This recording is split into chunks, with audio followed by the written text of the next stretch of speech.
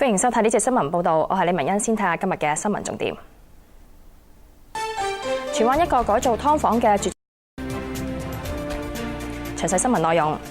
荃灣二波坊一座住宅樓宇用嚟做劏房嘅單位發生火警，造成1死1傷，多個住客要疏散。消防初步調查顯示起火原因冇可疑。邱靜文報導。近期因為患上流感導致死亡嘅個案大幅增加，港大感染及傳染病控制中心總監何柏良預計農曆新年會進一步惡化，建議政府為學童全面接種流感疫苗。全國港澳研究會副會長劉兆佳話：現階段政府好難為政改嘅未來作出承諾。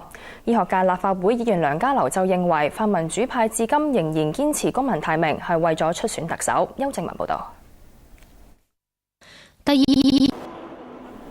灣復興航空客機墜毀意外，死亡人數增加至31人，15人受傷，仍然有12個人失蹤。今日清晨恢復搜救嘅工作。蕭兆琴報導。報道：烏克蘭戰事持續，東部頓涅茨克遭到炮擊，至少6個人死亡，多人受傷。由美國白宮提名嘅國防部長人選卡特話，傾向支持為烏克蘭提供武器，以應對親俄武裝嘅攻擊。鄭永儀報導。烏克蘭東報道。新聞報導完，再會。